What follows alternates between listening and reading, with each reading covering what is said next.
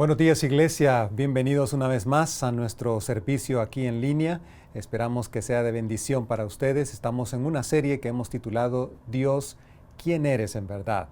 Conociendo un poco acerca de los atributos de Dios, quién es Él, qué dice la Escritura acerca de Dios. Así que espero que estén disfrutando esta serie. Déjenme decirles que en una semana más estaremos a este horario, a las 12, pero luego a partir del 6 de diciembre, recuerden que cambiaremos nuestro horario a las 10 de la mañana.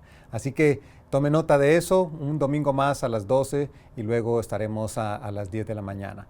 Espero que esta semana disfruten su tiempo de Día de Acción de Gracias aquí en los Estados Unidos y que disfruten con sus familias y que tengan un buen tiempo. Dios les bendiga.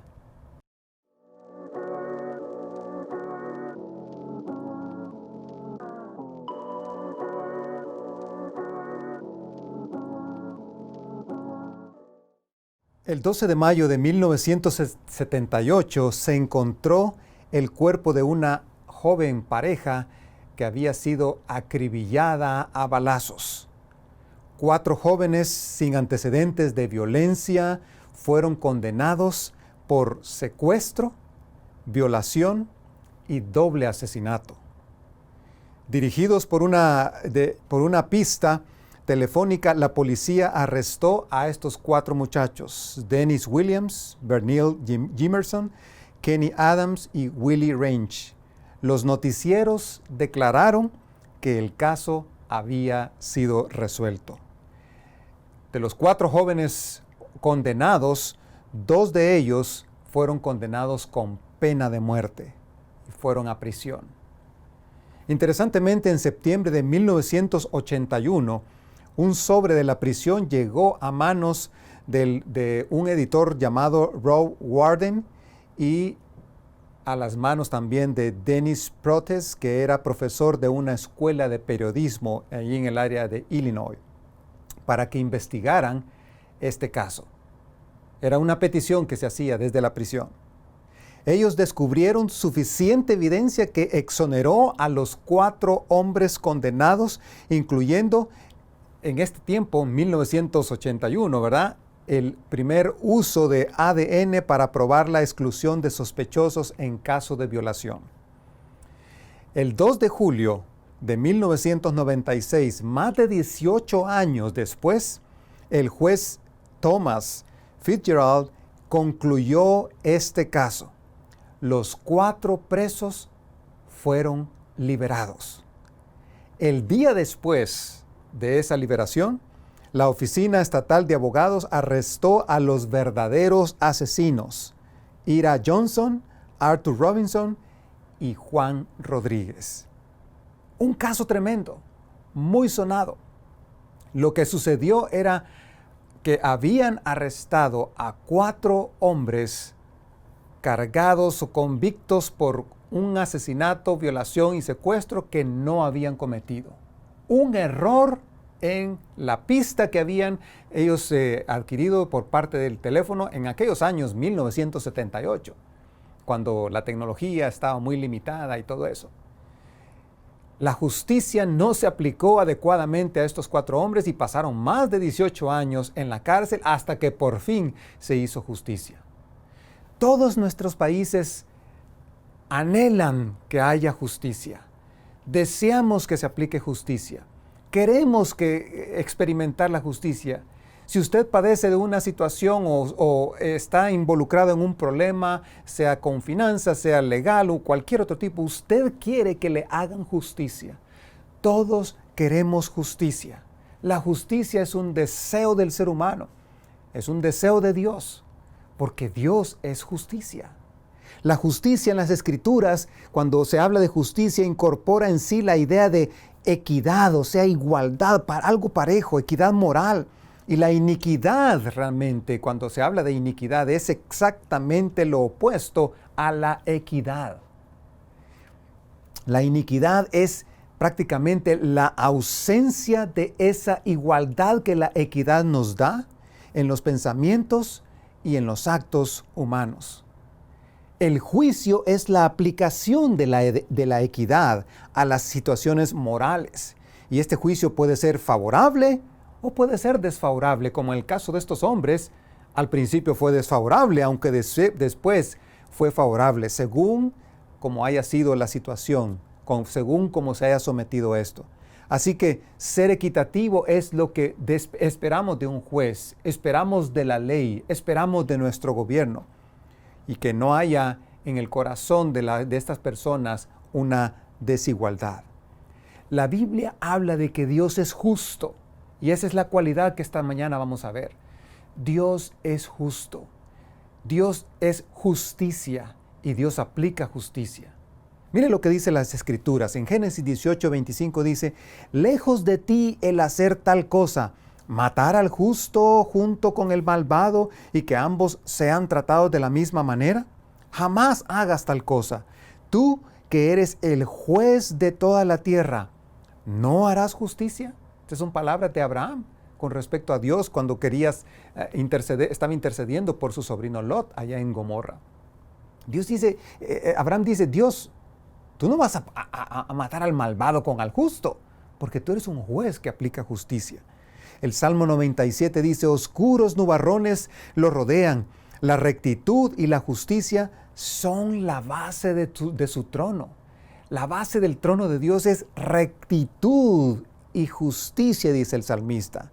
En el Salmo 89 dice: la justicia y el derecho son el fundamento de tu trono y tus heraldos, el amor y la verdad. Tú eres amor, tú eres verdad, pero también tú eres justicia. Y eso es el fundamento de tu carácter, dice el salmista. Al final, en el último libro de la Biblia, en el Apocalipsis, capítulo 16, Juan escribe esto en una revelación. Dice: oí que el ángel de las aguas decía: justo eres tú, el santo, que eres y que eras, porque juzgas así. Ellos derramaron la sangre de santos y de profetas, y tú les has dado a beber sangre como se lo merecen. Oí también que el altar respondía: así es, Señor Dios Todopoderoso, verdaderos y justos son tus juicios. Toda la Escritura, desde el principio, desde Génesis hasta Apocalipsis, nos narra de un Dios que aplica justicia, de un Dios que es justicia, de un Dios que vive en justicia. Y aunque tiene como heraldos, dice el salmista, el amor y la misericordia, la justicia es algo que prevalece también en Dios. Dios es justo. Y la palabra justo que se usa en la Biblia significa integridad y honradez. Decir que Dios es justo entonces, o que la justicia de Dios es un hecho, es decir que hay en Dios integridad, que hay en Dios rectitud. Justicia y juicio son indistinguibles uno del otro en las Escrituras. Decir que Dios es justo es decir que es equitativo, que es moralmente recto, que Él va a hacer las cosas tal y como son. Una cosa interesante, ¿sabía usted que injusticia e inequidad son la misma palabra en las Escrituras? Injusticia e iniquidad. La persona inicua es moralmente no recta, moralmente no armónica, es torcida en ella misma. Por eso no se considera recto, es inicuo. Inequidad es igual que inicuo. Cuando Dios entonces juzga a un hombre, trae justicia a la vida de ese hombre. Él aplica justicia a la situación moral que la vida del hombre ha creado, que es el pecado. Y si los caminos del hombre son rectos, la justicia lo favorece. Pero si los caminos del hombre no son rectos, por supuesto que Dios tiene que sentenciar a ese hombre, y eso es justicia, porque esa es la justicia de Dios. Por eso la pregunta de hoy es, bueno, Dios, ¿quién eres en verdad? Y Dios dice: yo soy justo para tu bien, porque Dios aplica esa justicia. La justicia entonces no es algo que Dios tiene, es algo que Dios es. La justicia no es algo que Dios tiene. La justicia es algo que Dios es. Su carácter es justo. La justicia no es algo externo a Dios, a lo cual Dios debe amoldarse o conformarse. Nada jamás le exige a Dios hacer nada. La justicia siempre debe prevalecer porque Dios es el soberano Dios que siempre prevalece. Él siempre está viviendo en justicia, Él siempre está aplicando justicia, Él siempre quiere la justicia y espera la justicia de nosotros. La justicia de Dios y la misericordia de Dios en ningún momento entonces están discrepando la una de la otra porque Dios es un ser unitario. Dios tiene la misericordia aquí, el amor acá, la justicia acá al mismo nivel. Muchas veces se nos ha enseñado de que Dios a veces no aplica la justicia porque su misericordia le está como manipulando o tratando de detener esa justicia, de lanzar contra el hombre, contra el ser humano y aplicar toda su justicia. No es así. Dios es unitario. Dios incluso los israelitas decían, Jehová, el Señor, uno es.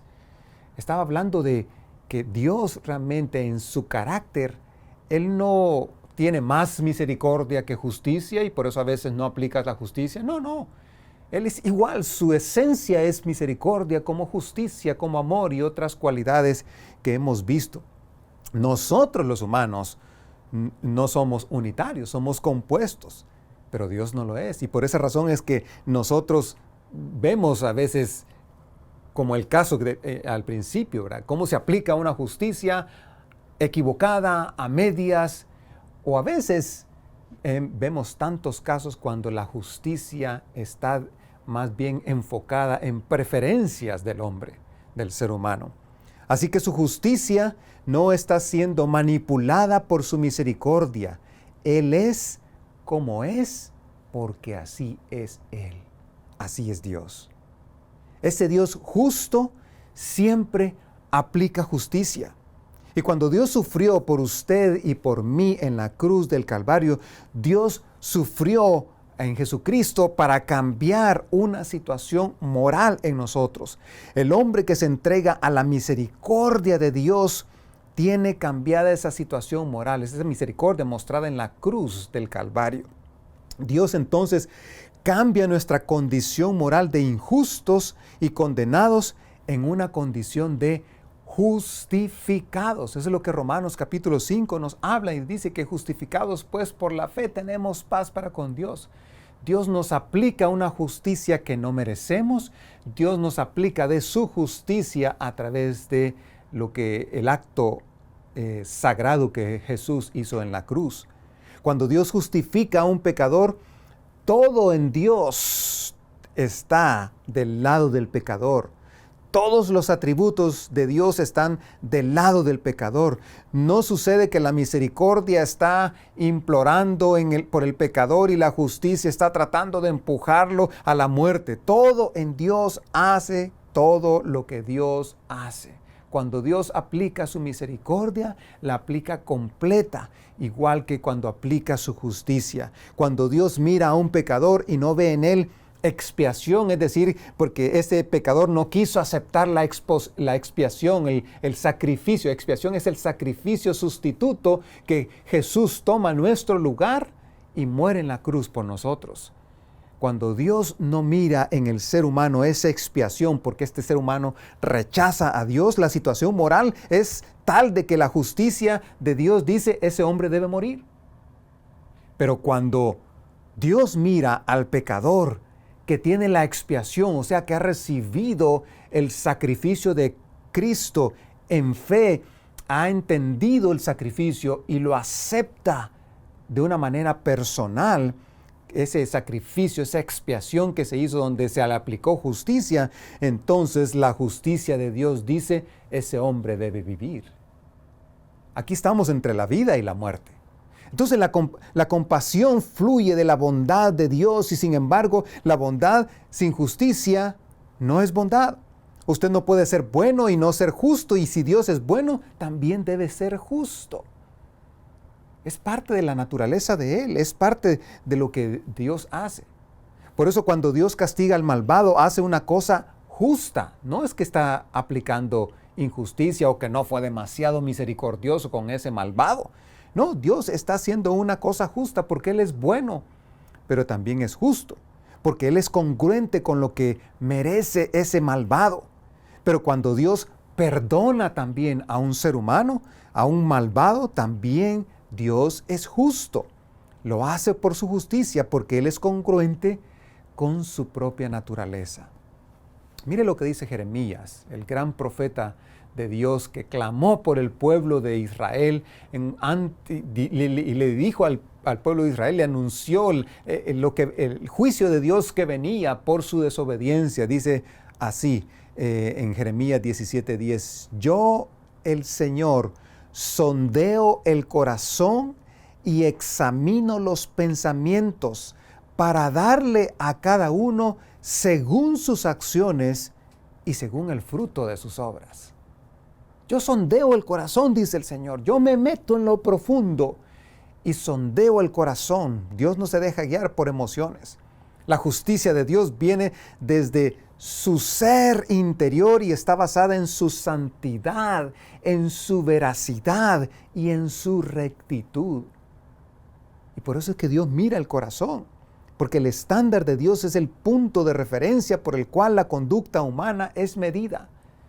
Dios mira el corazón del hombre, va hasta lo más profundo. Y por eso Dios siempre actúa consistentemente. Y cuando castiga, hace justicia. Y cuando perdona, hace justicia. Él rige su creación con honestidad. Él cumple su palabra. Él da a todas sus criaturas lo que les corresponde. Eso es lo que dice las Escrituras. En Deuteronomio 32:4 dice, Él, o sea, Dios, es la roca. Sus obras son perfectas y todos sus caminos son justos. Sus caminos son justos. Debería decir sus caminos son rectos. Pero cuando habla de justicia, recuérdense que habla de rectitud, habla de equidad. Sus caminos son justos, Dios es fiel, no practica la injusticia. Él es recto y justo. Esa es la belleza de nuestro Dios. ¿Cómo es Él? Es recto y justo. Si evaluamos cómo es un juez aquí en la tierra, un juez humano, vemos características en ese juez que son prácticamente cosas que podemos ver también en Dios. Por ejemplo, con un juez humano, es un juez que debe tener autoridad. No podemos tener un juez que no tenga autoridad. Las Escrituras dicen de Dios que no hay autoridad superior a Dios. Él es la máxima autoridad. Si un juez humano tiene autoridad, Dios tiene la máxima autoridad, la suprema autoridad. Un juez también debe tener poder para ejercer esa autoridad. Si un juez humano tiene poder para ejercer esa autoridad, que se la da la ley, que se la da el gobierno, bueno, Dios es, dice la Escritura, que Él es omnipotente y puede llevar a cabo lo que quiera.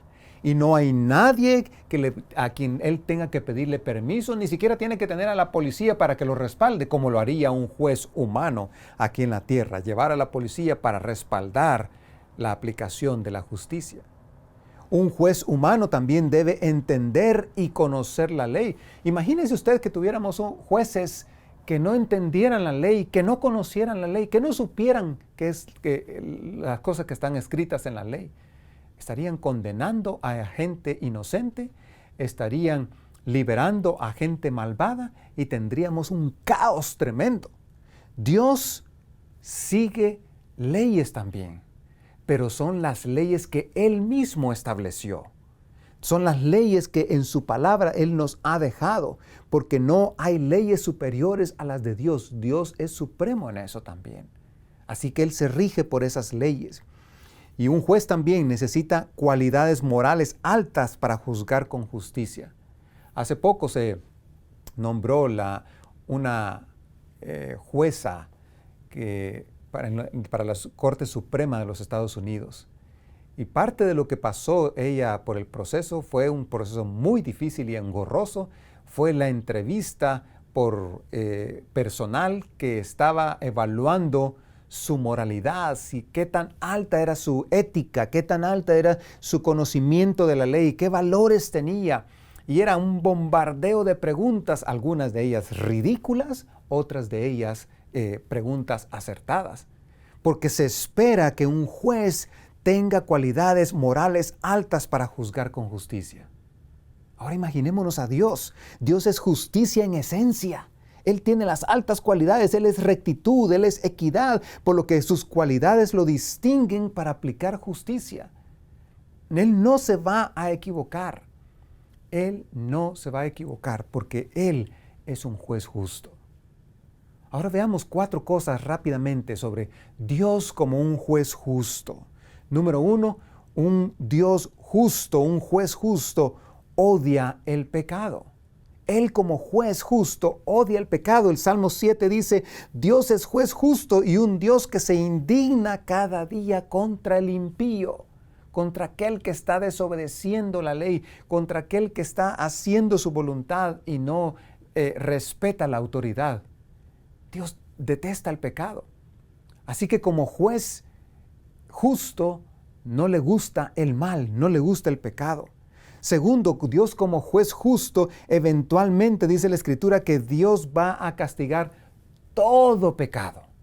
Todo pecado.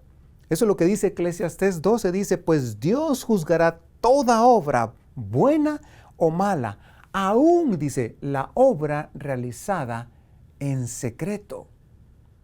Aquello que nadie mira, aquellas cosas que hacemos y que nadie se da cuenta según nosotros, Dios va a examinar esas obras, aún las en secreto. Y Dios va a juzgar el pecado, todo tipo de pecado, nada se le va a escapar.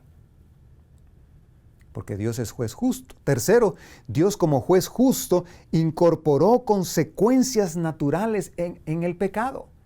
El pecado va a traer consecuencias, dijo Dios. Cuando pecas, vas a tener consecuencias. Cuando haces lo bueno, también hay consecuencias. Eso es lo que Pablo nos recuerda en Gálatas 6. Dice, no se engañen, de Dios nadie se burla. Cada uno cosecha lo que siembra. El que siembra para agradar a su naturaleza pecaminosa, de esa misma naturaleza cosechará destrucción. El que siembra para agradar al Espíritu, del Espíritu cosechará vida eterna. Entonces Dios nos dice aquí en su palabra, mira, hay consecuencias. Yo no he dejado el pecado sin consecuencias. Hay consecuencias si tú decides seguir el camino de naturaleza pecaminosa de tu carne. Y vas a cosechar destrucción. Pero si caminas en rectitud, en justicia, guiado por el Espíritu, vas a cosechar bendición. Así que Dios es justo que odia el pecado, eventualmente Dios va a castigar todo pecado, Dios incorporó consecuencias naturales al pecado y por último, al final de los tiempos, Dios ejercerá el juicio final, en donde Dios va a determinar el destino de esta creación y donde Dios va a juzgar a todos delante de Él. Romanos 2 dice, pero por tu obstinación y por tu corazón empedernido, sigues acumulando castigo contra ti mismo para el día de la ira, cuando Dios revelará su justo juicio. Ese es el día de la ira de Dios. Dios va a revelar su justo juicio, porque Dios pagará a cada uno según lo que merezcan sus obras. Él dará vida eterna a los que, perseverando en las buenas obras, buscan gloria, honor e inmortalidad. Pero los que por egoísmo rechazan la verdad, para aferrarse a la maldad, recibirán el gran castigo de Dios. Finalmente, dice, aquellos que se la pasaron aquí haciendo mal y mueren, van a resucitar para un juicio donde Dios va a confrontarlos y los va a condenar por su propio pecado, aplicando justicia. ¿Dios va a ser justo? Sí. Al condenarlos o al aplicarles justicia, sí va a ser justo, porque Dios sabe lo que ha hecho el malvado. Pero también va a perdonar al que se ha apropiado de la misericordia de Él a través de su Hijo Jesús. Y va a dar vida eterna. Y aquel que dice que persevera en esas obras de justicia, haciendo el bien, dedicándose a aplicar la justicia, ese va a recibir la vida eterna, dice. Entonces, nos habla de que habrá un destino final y habrá un juicio final en donde vamos a estar delante de Dios para dar cuentas. Así que somos responsables. Dios es justo, su justicia es esencial, es parte de su esencia, es parte de su ser, así como su misericordia. Así que no pensemos de que Dios es tan bueno que no me va a condenar, o Dios es tan bueno que no me va a castigar por eso. Dios es justicia. Y si estás en el mal, Él ya determinó que el mal, el pecado, trae consecuencias y vas a cargar con las consecuencias. No te hagas el inocente en esto. Dios va a aplicar justicia. Te la va a aplicar a ti si tú estás siguiendo en el camino equivocado.